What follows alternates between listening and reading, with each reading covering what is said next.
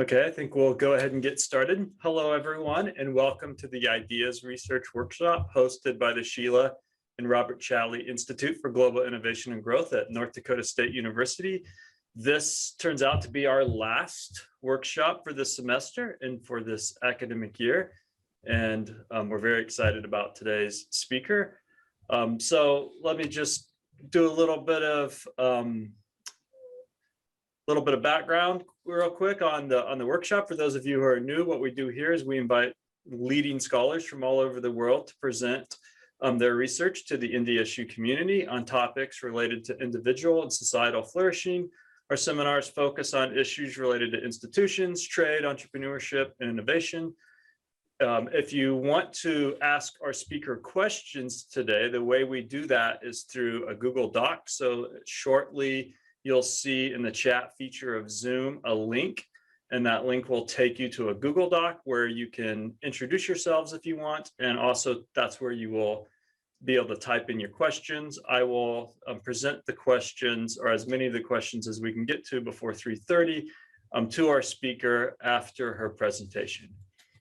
I would like to welcome today's speaker, Dr. Marta Podemska-Mikluch, who is an associate professor of economics and the endowed professor of entrepreneurship at Gustavus Adolphus College. Her research analyzes the role of entrepreneurship and that it plays in the intersection of divergent institutional settings and the role regulations play in fostering and curtailing innovation. Originally from Poland, she earned her PhD in economics from George Mason University. Thank you so much, Marta, for joining us today. Thank you, Clay. Thank you for having me. It's my pleasure. Okay, let me do the screen share here. There we go. Okay, and you should all be able to see my screen now with my slides. So what I'm going to talk about today is what happens to innovation when we regulate, so sort of the relationship between regulation in general, very broadly understood, and innovation. But first, I will sort of take you through how economists think about innovation and some new ways of thinking about innovation, and then we will introduce the role of regulation in the process. So innovation is a huge topic, right? And economists have struggled with understanding it. Where does innovation come from? Most models, most economists think of innovation as this exogenous change. So exogenous meaning something that happens outside of the economic model, sort of outside of the control. And then there were some attempts at endogenizing innovation, but also like explaining it from within the model.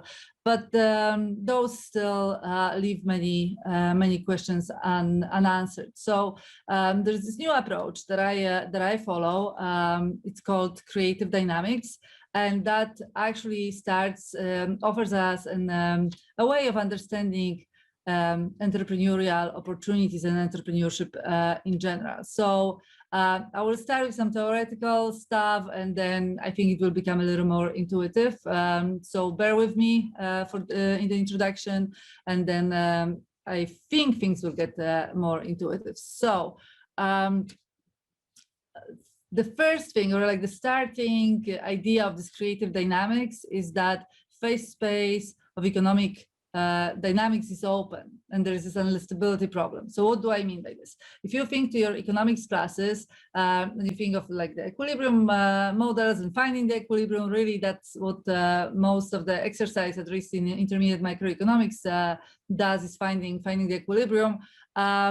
Those models are closed models, and the human actions, what humans do within those models, is understood as choice, right? So individuals are presented with a set of options. So in micro, it might be guns and butter, right? Or like bananas and fish, if you think back to micro. And the individual chooses some optimal bundle of consumption. And that sort of modeling is closed modeling. It presumes that the individual that makes the choice knows all the available options. Well, the authors of the creative dynamics framework, they take issue with that, and they argue that actually all these options cannot be listed. So that's the unlistability problems. Basically, they argue that at any point in time, there are new things, new products brought into the market. So we actually don't have any way of knowing the full list of what's available, right? So, and from that, they argued that that the nature of economic dynamics is that creative dynamics or economic phase space is dynamic. So, and that actually takes them to reject standard modeling techniques. So they are kind of making some strong conclusions from this framework. And but what's important for us for today is really that they expand the notion of what humans do. So again, in economics, we mostly think that humans choose, right? The humans optimize subject to a constraint. But in this framework, in this new framework, humans also tinker, so recombine resources. And that tinkering and combined with exchange. So when we tinker, and so tinkering means basically combining two things and creating a new tool, right? Just a very, very simple notion of improving the goods around us or creating new products in general. So doing that, combining that with exchange, that's innovation, right? So tinkering and exchange gives us innovation. And this notion of tinkering, even though it's simple, it's quite innovative in terms of economic theory, right? So here's a quote from them that gives us sort of an insight into what tinkering is. So when considering technological change, we should model humans as tinkerers, coupling together existing elements as well as they can, adjusting, tweaking, and combining in an unending process of trial and error. Okay, and one more thing that you probably should know about this framework is that it's inspired by biology. Some of the co-authors on this research are actually evolutionary biologists. So the models they use are actually models of the emergence of biological niches. So here, we can move on to the next thing. So here, what you see is this graph that I take from one of the papers on creative dynamics, and shows you sort of this emergence of opportunities or emergence of economic niches is what they call. And they also argue in the paper that this is exactly the same as the processes that unfold in biology. But let's see here, right? Like you have this first graph here, and you have all these dots, and you can think of this dots as products or new processes, but an innovation, right? You bring something new to the market. I don't know. If you watch Shark Tank, that's basically what Shark Tank describes, right? Your new form of chips or something, right? You produce that. And then that product, around it, new opportunities emerge, right? So an example that I have written here is, when Steve Jobs came up with, or his team, right? When Apple came up with the iPhone, it was really a Walkman plus calling, right? Like having the ability to make phone calls combined with a Walkman. That's really what all they intended. I mean, it was supposed to be very easy to use, and very user friendly, but it wasn't. There was not even a camera, right? It was a simple device that combined the ability to make phone calls with the ability to listen to music. But then that created opportunities for others, right? All these gaps here, the authors describe this as adjacent possible, but for us, the gaps here are opportunities for new products, right? So the iPhone actually made it possible to hail taxis, right? The Uber, right? Uber was made possible because of the smartphone revolution. We wouldn't have Uber today or Lyft, all those services if it weren't for the smartphone revolution. But the idea behind smartphones was never an Uber, right? So basically what happens throughout here is that novelty creates new novelty, innovation creates opportunities for new innovation, even though individual tinkerers don't really plan on that, right? So Steve Jobs, his team never intended to create an Uber, right, or to make Uber possible. Okay, so another example that actually the authors of these studies use is in Japan. This college student used the iPad to digitize books. So it was a small business, and basically he used the iPad as a scanner to digitize books for his friends and their parents and so on, right? So it was a small business, kind of labor intensive, because scanning books takes a lot of work, but it's the same notion, right? Like it's the iPad was not intended for the digitization of books, but this adjacent possible that emerged was then explored, and it was basically a new opportunity for that college student. Okay, so what we take away from this is that we have tinkering. Tinkering gets us new products, and these new products create new opportunities. Okay, and new opportunities for new innovation. So opportunities are emergent from this process. Why is this useful? Well, for one, this model explains cambio diversity. So let's go to the next slide. So what's cambio diversity? You probably heard of biodiversity, right? Biodiversity should be familiar. Well, cambio diversity means diversity in things traded. So if we just click back on the previous slide, that you can see here that this diversity increases, right? That this diversity increases. So for this here, okay, so we have cambio diversity, diversity in things traded. I am going to ask you a question. Actually, I'm going to ask you 4 questions, and I would like you to write your answers in the chat. Okay, so answer in the chat. How many products could you find? Tribal society. So you can just make, number, comma for each question, right? Like I'm looking for 4 numbers in the chat. So how many products or tools did the tribal society have? How many can you find at the Walmart Supercenter, Walmart Online, and Amazon US? And I know you can Google this because I did that before the lecture. So don't Google it. This is more about like, see if you can approximate it. Can you guess it, right? So I'm gonna give you like 45 seconds, and we will see if you got it.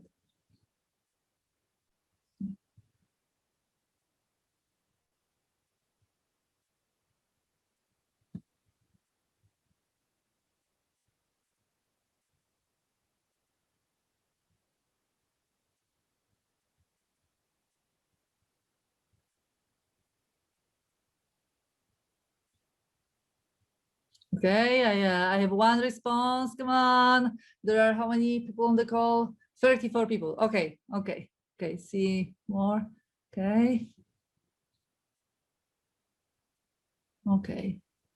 Very good. Okay.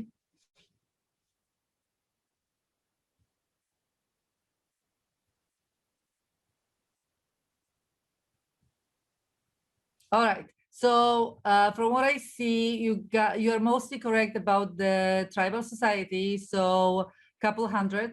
Then for the Walmart Supercenter, we have 142,000, and it's oddly specific just because I looked at their corporate press release. So they said that on average 142 in a retail supercenter, right?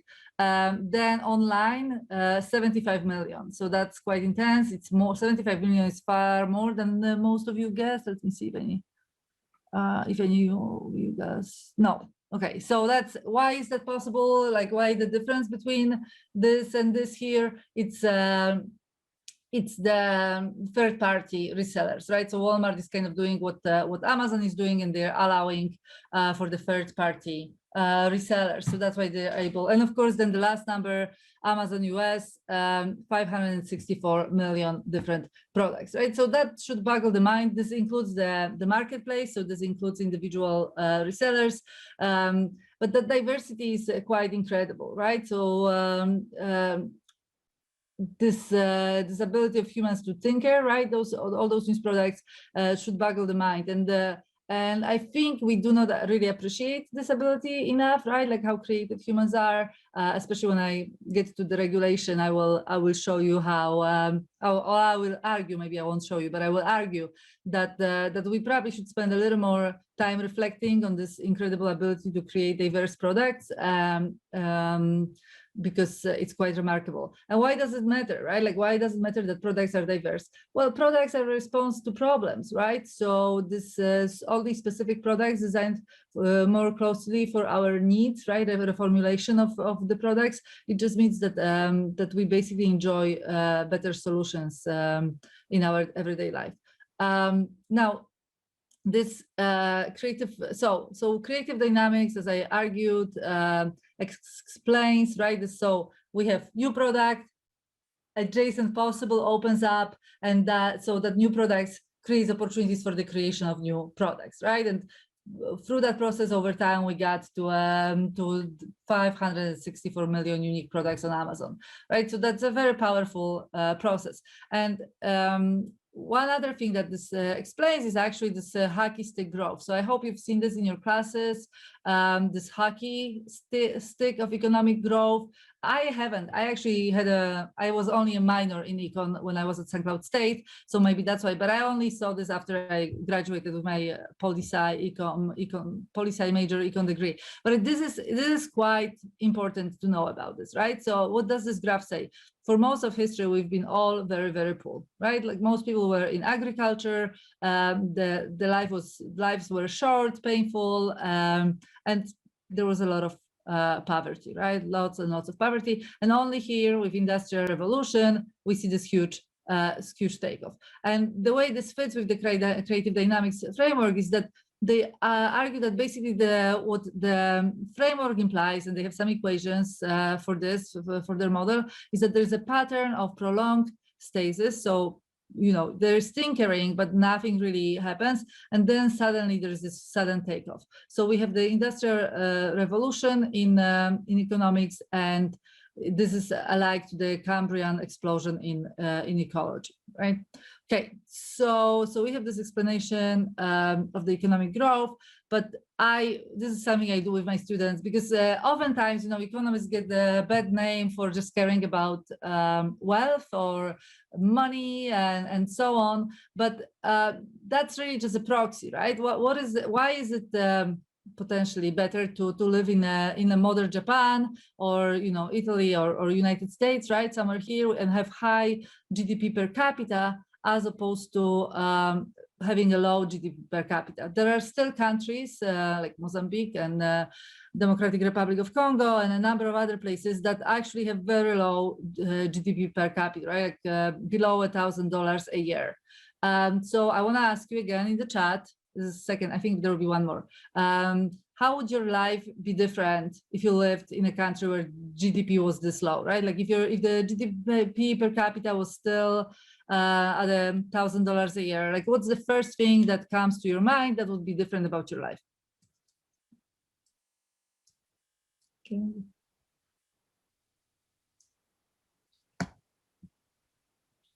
Okay, if you're...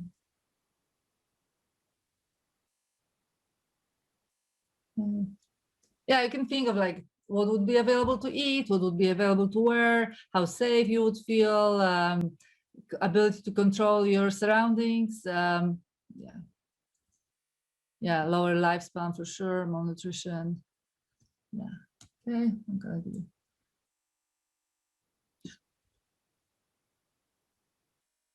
Right, so those are great, right? And so for sure, fewer opportunities, malnutrition, I see here in the chat, and so on, right? So the reason I'm asking you guys to write this and to participate, because I really don't want to give you this impression that, you know, it's all about the GDP, right? GDP is a measure of a standard of living. It's a proxy, it's an imperfect measure. And really what we're talking here about is that as we increase this cambio diversity, as GDP per capita increases, our standard of living increases in numerous ways, right? Like the ability to determine your path in life, yes, like self-determination and the ability to decide what kind of lifestyle you want to live, that comes with high GDP per capita, right? Like I love on YouTube, you can see all these people selling everything they have and riding across the country in a little like van, right? Like a van life and all that. It's a big trend. Well, that's being able to do that is a product of economic growth, right? Like if you lived in the 1600s or 1800s, that would not be possible. So economic growth is just sort of a proxy, or GDP per capita is a proxy for the standard of living and for self-determination. Okay, So I'm going to bring up the funny graph with the dots one more time. And with this graph, I want to now talk about what happens when we introduce regulation, right? So what I argue, so the authors of this framework, right, what they focused on was kind of a market economy. They didn't really go into regulation much. They leave that for future research, right? So they think regulation and sort of government involvement is important, but they do not consider it for now. So, but I think it's important to sort of bring that up, because what happens when we regulate? Well, regulation is really closing some of those adjacent possibles, right? So when you bring in mandates or regulations and you say that your hotel room, right? Like if you have a hotel and you have a room, it has to have an iron and a hair dryer, and the beds have to be spaced in a particular way, otherwise you lose your license. Well, that is going to kill some of the diversity, right? That's going to kill some diversity of new products coming out. So regulations are going to put restrictions on how those niches are filled, right? Like how this diversity increases. Now, but before we get into the regulation, let's talk a little bit about how economists think of regulation. So I hope you remember this graph, right? This is the it's a supply and demand, right? Like, so we have the demand here, and then we have the supply curve, and the demand tells us, so the demand tells us the willingness to pay, and the supply is the willingness to accept the lowest price for what's being supplied, and everything here, right, is the mutually beneficial, right? So mutually beneficial transactions here. But then when you have a regulation, in this case it's a tax, but let's say you can do all sorts of other regulations with this simple graph. What do we see? We see a volume of transactions falling, right? Volume of transactions falling, and then this here is waste, which results from otherwise mutually beneficial transactions not happening, right? So the focus of what economists do here is really on this difference in transactions between Q1 and Q2. But what I argue we should actually think more about is the learning that occurs, right? So in the standard economic framework, the thinking is mostly about allocation of resources, how to allocate resources, efficiency, and all that. But these transactions are learning mechanism, right? When we engage in exchange, we learn, and the tinkering, the notion of tinkering, really brings that forward. Okay. All right. Okay. So I'm far from being the first to talk about the role that regulation plays in the innovation, in the impact on innovation. Here's a quote from Israel Kirzner. He's a well-known economist or entrepreneurship scholar. And here we have a quote from him. The most serious effect of government regulation on the market discovery process, well, might be the likelihood that regulation in a variety of ways may discourage, hamper, and even completely stifle the discovery process of the unregulated market. So Kirzner already kind of hints or suggests that when we regulate, we discourage innovation, we forgo innovation. So let me give you some examples of foregone innovation or a stifled innovation, and then I will talk about the challenges of thinking about losing innovation okay. So I'm sure you all are familiar with the sharing economy, right? Many industries have been reshaped. So we have peer-to-peer lending, crowdfunding, like Kickstarter, apartment, house renting, couch surfing, so that's Airbnb, right? Ride sharing and car sharing, co-working, knowledge and talent sharing, right? So Upwork is a great example of the knowledge and talent sharing, but you can do so many different things. You can do the logo design online, right? So there's just the sharing economy, the access of people with very diverse skills is quite tremendous. Many industries have been reshaped by that. But there's one that has kind of stayed behind, and maybe more than one, but one that's sort of interesting that is not so much impacted is home-cooked meals. So this is kind of a yes or no, right? And again, in the chat, would you be interested in buying home-cooked meals through an app like the app like Uber or any other food delivery app? No. Okay, strong no. Okay.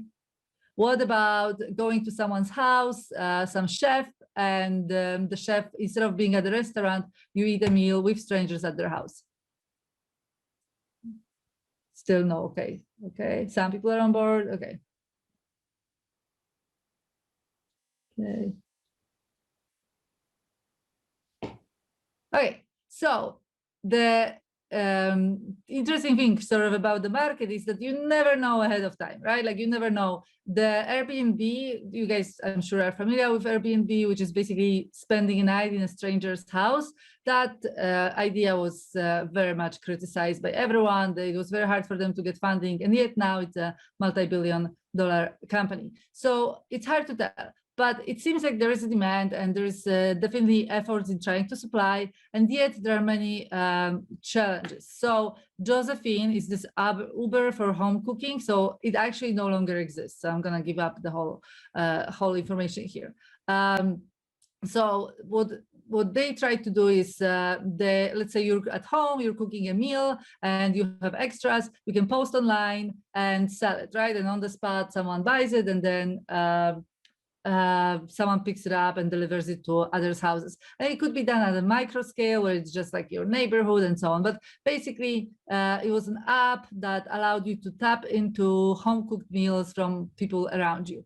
And they struggled for a long time, and eventually they shut down, they failed. And the biggest obstacle to them was legal challenges. So cottage food regulations. So cottage food regulations is basically regulations on what it is that you can sell out of your house without access to commercial kitchen, right? So in Minnesota, you can only sell canned goods and baked goods. You cannot sell meals out of your house that are made in your house. You have to have access to commercial kitchen. And of course, there are reasonable arguments for why that's the case. It's safety, it's keeping food safe and avoiding food poisoning and so on.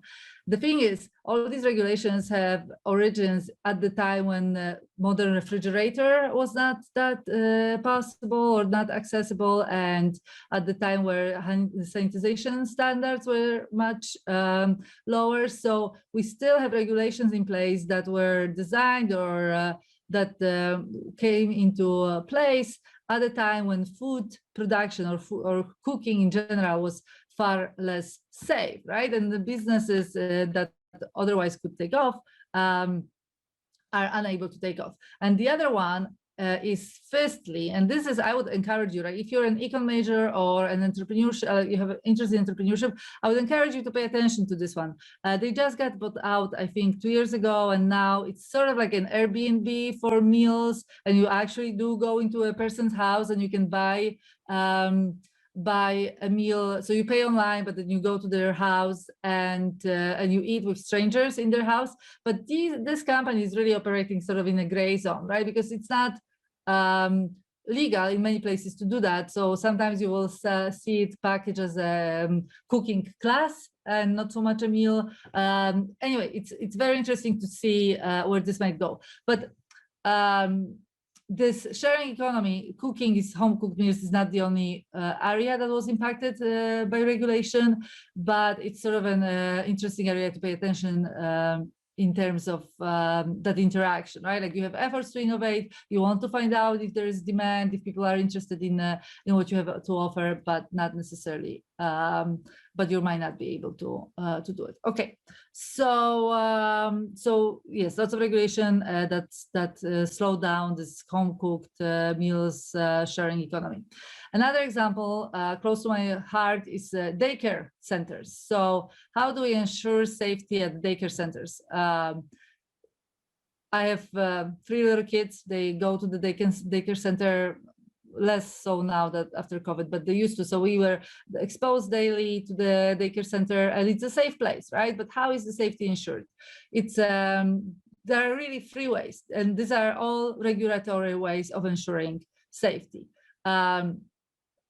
Group size limits, right? So telling the regulator comes in and says that based on child's age, you can only have 8 kids or 12 kids and so on. For in Minnesota, for infants, it's 8-to-1. So you can only have 8 infants, and actually it's 8-to-2. So 8 infants to 2 adults in the room. So that's another sort of way, right? So the group size that says only 8 infants in the room, and then child staff ratio is the ratio of adults or caretakers to the child. And the third one that the regulators come in and do safety or try to impose safety is educational requirements. So there's an educational requirement that at least one person needs to have a associate degree, right, in the room. So so those are kind of restrictive, but they're again well intended because they're supposed to ensure that the child care center is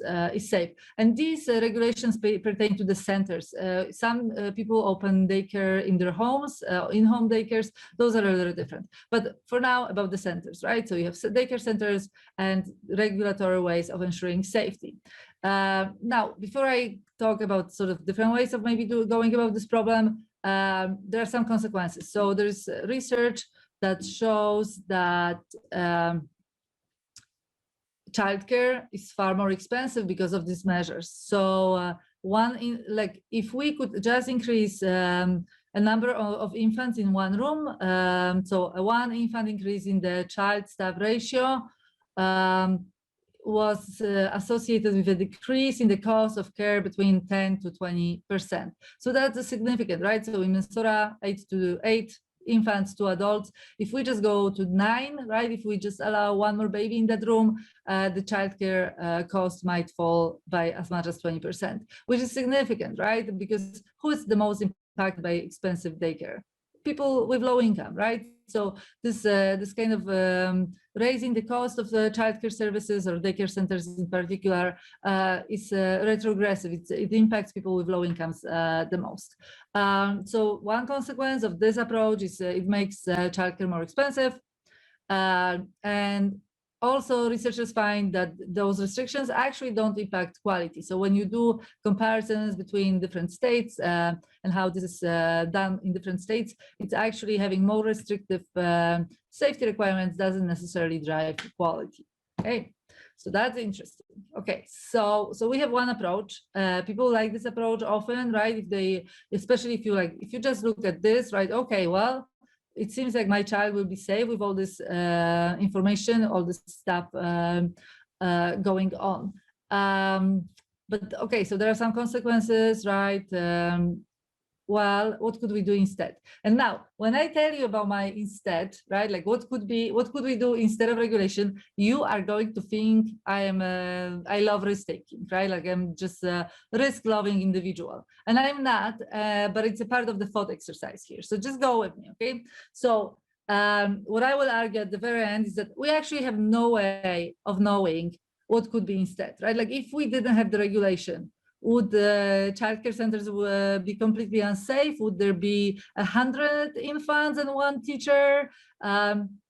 I hope you know it's not the case, right? Like no one would do that because no parent would want to bring their child there. The reviews would be very poor and so on. So without regulation, we still would have relatively safe childcare centers. It would be a different mechanism, like reviews, talking to parents and so on and so forth, right? So it's not that without the regulation, you just stuff those babies in the room, hundreds of them, and 1 teacher or no teachers. Who cares, right? Like no teachers that feed them every hour or something. Okay, that wouldn't happen, right? Like there are limits, like reputation of the business and so on, that would ensure that probably it wouldn't be as extreme as I just described. But also you probably would have discovery procedure trying to figure out a trade-off between increasing safety and lowering the cost. And one thing that could potentially work, again, as I will argue towards the end, we don't know if this would work, but the only way to know is to test, to actually try, is using monitors, right? So I have a cute baby monitor here. Well, what if you had 2 more babies, right? So instead of 2 adults, 8 infants, how about we have 10 infants, but when they sleep, we use the camera and someone at the front desk monitors them, right? What if we actually use sensors, right? So this one here that measures oxygenation. So this, like in prevention of the sudden infant death syndrome, which is very scary. Some parents of infants are very worried about. That actually has been shown to prevent that, or give parents some release the anxiety around it. So is it possible that we could increase safety by using technology and having fewer people in that room, right? So lower cost with the use of technology. I don't know, right? But the problem is we actually don't have a way of exploring, because these other safety measures are already in place, right? So there is this crowding out of discovery. Okay, so those are my two examples. I also have a lot of examples from healthcare, because that's kind of my field of interest.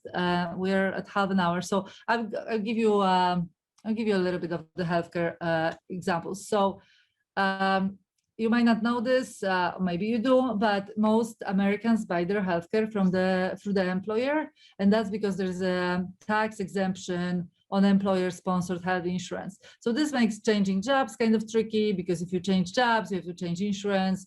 It also makes entrepreneurship quite hard, because if you want to go on your own, the health insurance is going to be very, very expensive outside of this employer-sponsored product. So basically, because we have the tax exemption, we make this more attractive form of health insurance. Effectively, we discourage other payments of types of payments relatively more expensive, right? So so that's one problem. Another one, Medicare itself. What Medicare does is it enforces fragmentation. So one thing that Medicare, so I don't know if you know, Medicare is the insurance for the seniors. So it's basically once you are 65, you qualify. Most people in the US qualify, at least for parts of it, and you have health insurance. So there's lots of things that Medicare does to innovation, but one of them is this enforcement of fragmentation.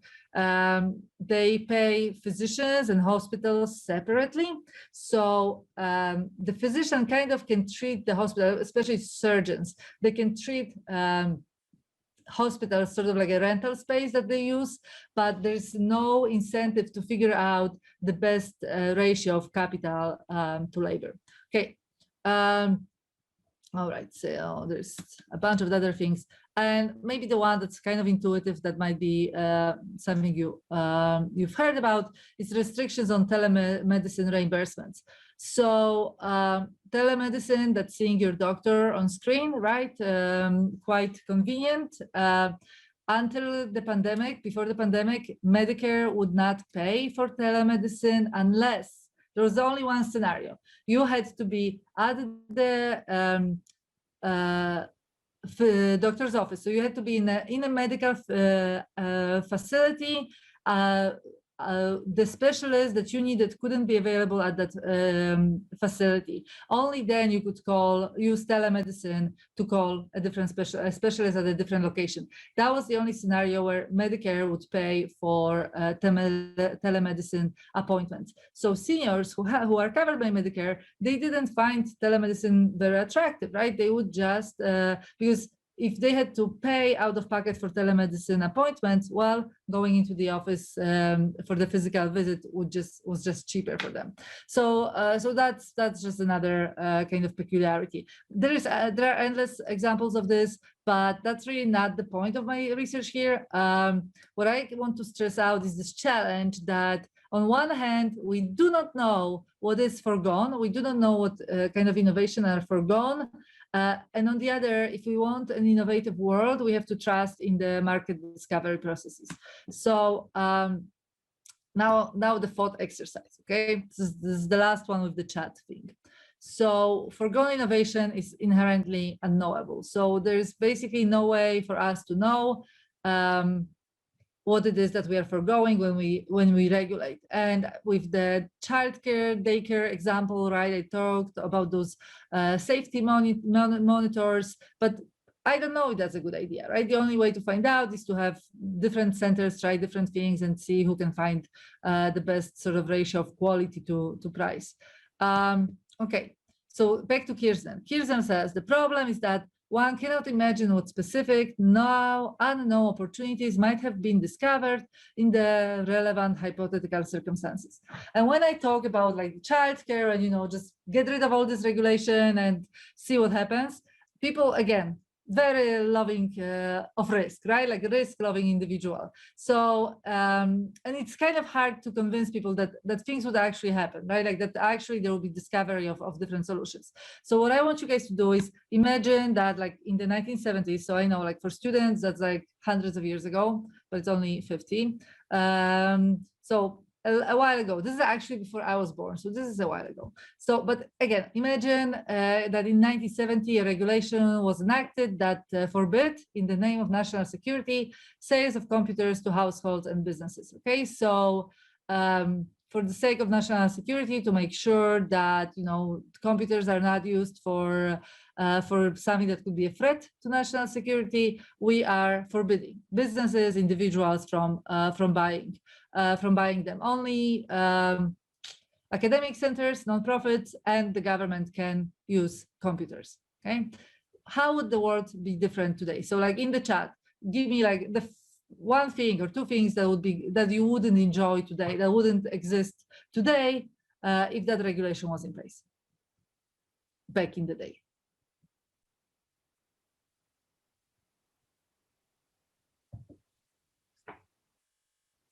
Okay, I lost my chat window, so I don't know if you're responding. Where's my chat?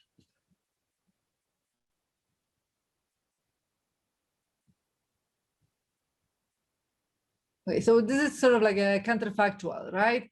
If we never had computers, okay. Oh, I see. Okay, people are responding. Awesome. Okay, let's see if we can get a couple more.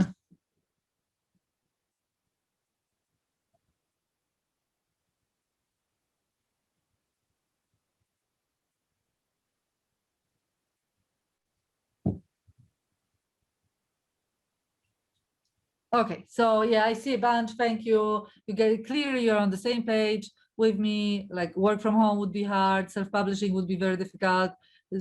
Job would not exist. We wouldn't have this presentation, right? So it's I mean, it boggles the mind how much we benefited from this sort of computer revolution and internet and now smartphones.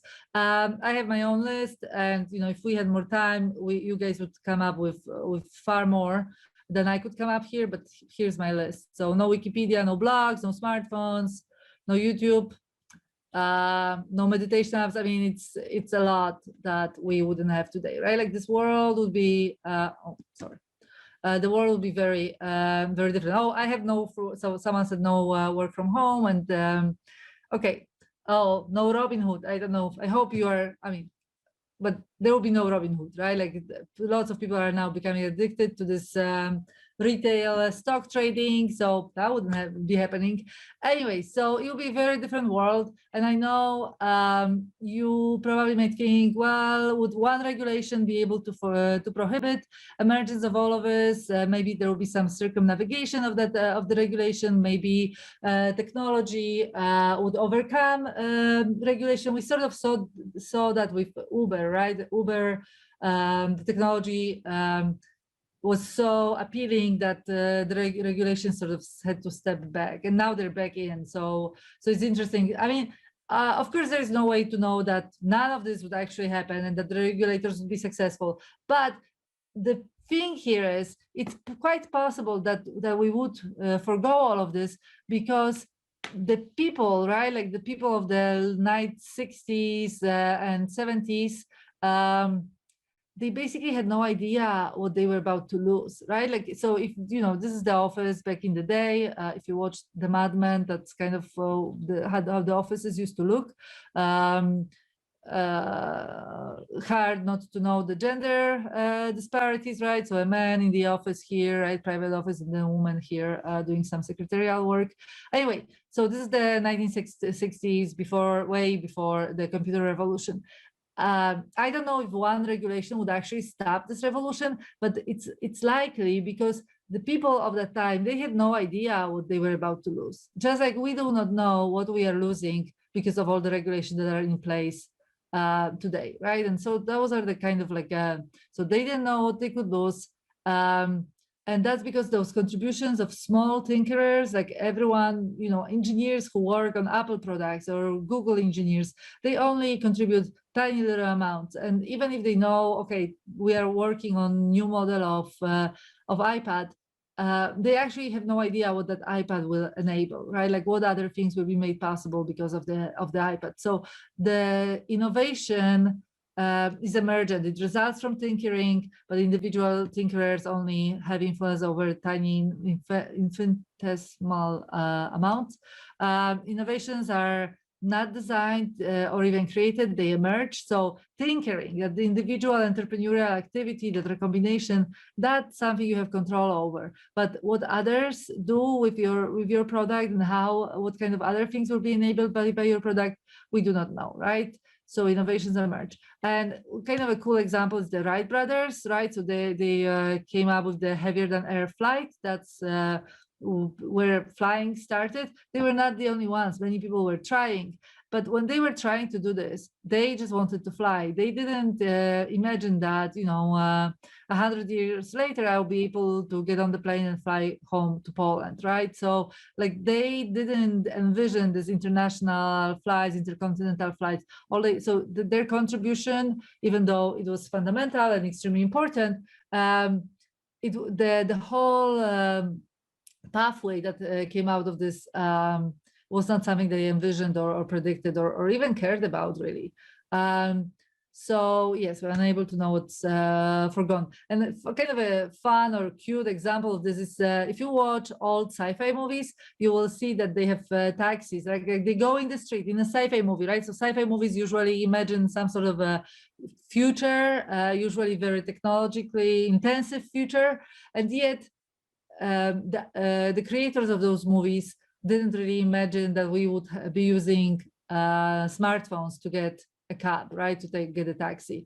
So they have traditional taxis in those movies. So it's very challenging to imagine what kinds of innovations we would have if they were not prevented, right? So okay, I've some conclusions here. So tinkering is omnipresent. Everyone is involved. Well, many people are involved in it.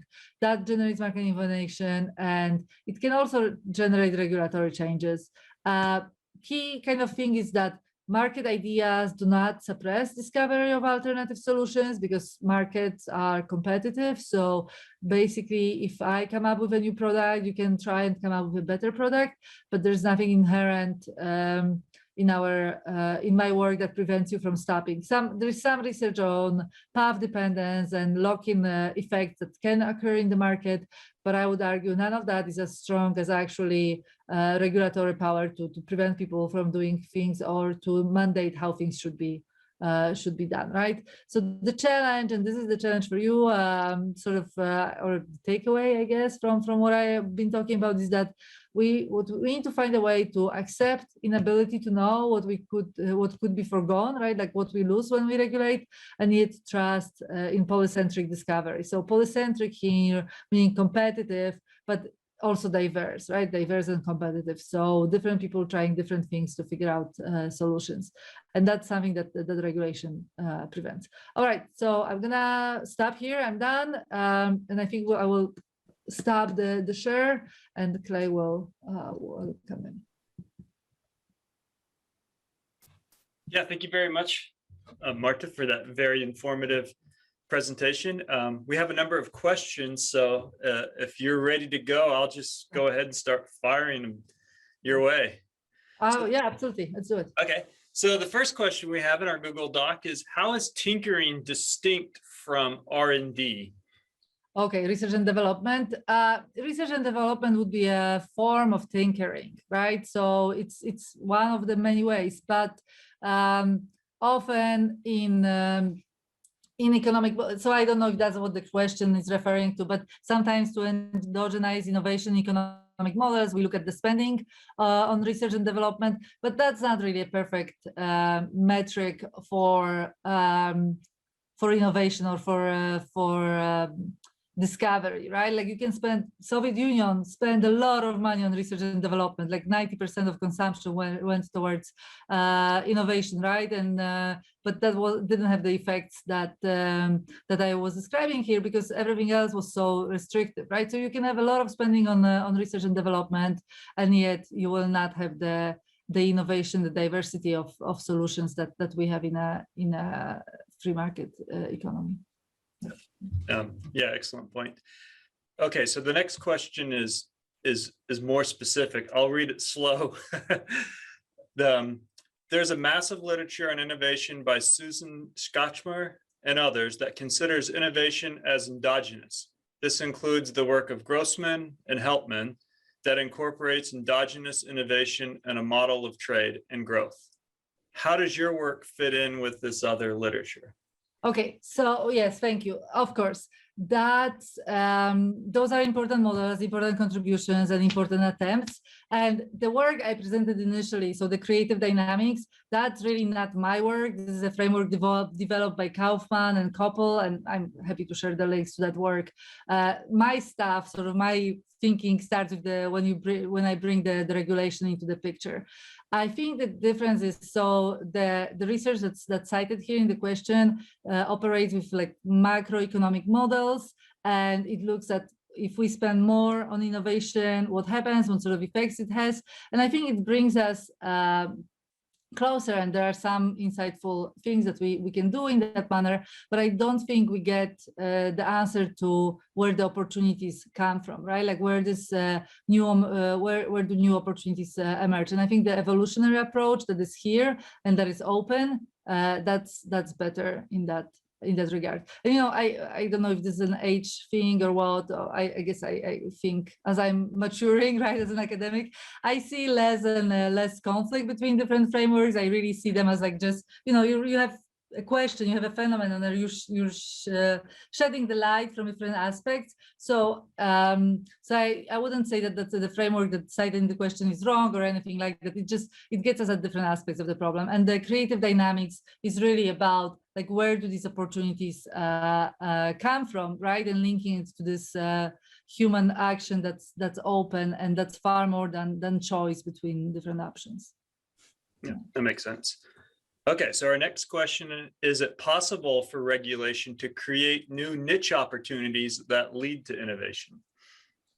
Okay, so that's very interesting. And sure, of course, that's possible, right? So with Medicare, we have more hospitals, right? So there was innovation in, and there was this movement that Medicare caused outside of the hospital centers, so towards inpatient centers.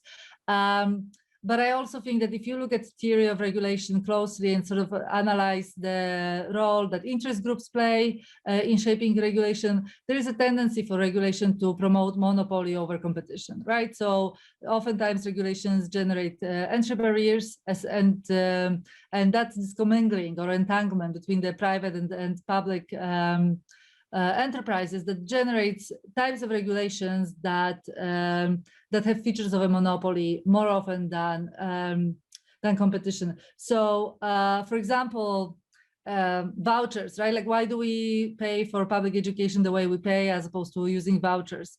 Or one example I've been thinking about recently is the transition from free market, from communism to free market. All Western economists, or many Western economists, sort of recommended auctioning or dividing public property into equal shares and allowing the market to sort of trade those shares, right? So that everyone, like when you transition from state-owned to privately owned, how do you do this the fair way, right? Like the economists' designed way was to basically split and allocate to individuals and allow them to trade so that the prices are discovered in the process. But it didn't happen that way, right? Like political interests were at play, and there were many winners of the transitions and many losers who didn't benefit at all. So I think that because the political forces are often at play, and that's actually I have another project where I'm trying to, when I work on that question, there's a strong tendency for regulation to discourage discovery, right? And it's not even so much about like particular discoveries, particular innovations, but the processes. So regulation, this regulation sets us in certain ways. It might push to new products or new solutions, but it will discourage other ways of trying and finding a solution. Yeah, that makes sense. Okay, I've got a question here that's relates to some of the specific examples you gave. So what role has the restaurant industry played in maintaining regulations that don't allow home cooked meals? Same thing for daycare, I guess. Oh, excellent question. So that's if that's a student writing, I would encourage you to maybe spend some time thinking about this. I don't have the answer, but it's definitely worth looking into, and I'm sure they played a role. Definitely, Airbnb. So that's for sharing economy in the apartments, right? The hotel industry played a huge role in discouraging, and same with Uber and taxis. So restaurants, they have their restaurant groups, and there is a lot of ways in which that industry can cooperate. So I wouldn't be surprised if they were threatened by this and pushed the safety requirements, right? And in some ways, it's an injustice, right, to the restaurants. If you think from the perspective of a restaurant owner, they have to deal with all that regulation. They have to meet safety standards. So it might be appalling for them to see that someone can be just making food at their house and selling it. So so it's kind of understandable that they would be threatened by this. Yeah, I think it's an excellent question and something that someone should explore, and I wouldn't be surprised if you found the connection. For the daycare centers, I looked a little more. I think the role that's played here is that it's such an emotional topic, right? So children die at daycare centers more often than that happens in the setting when children are in home daycare. So like someone has a child care at their house.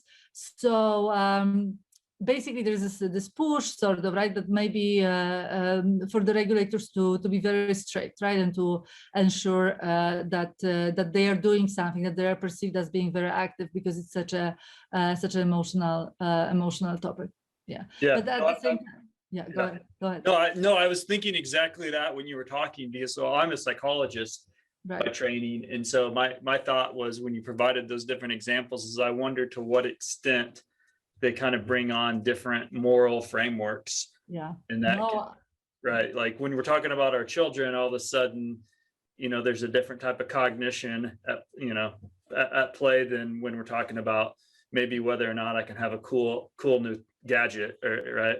Yeah, absolutely. Yeah. So, and I think that's the challenge, right? And I think that there's a lot that we could find and discover. So, the monitors, those are already used at hospitals, right? When they have hospital nurseries, so they use monitors because they can't afford to have nurses in the appropriate ratios. So there are some ways to sort of illuminate that there are different ways of going about safety, and the fact that the costs really punished people with low incomes the most, right? And I mean, with the pandemic, we saw how important childcare is. I think those are some of the ways to talk about this about these issues. But I think that the emotional aspect of this is very challenging to overcome.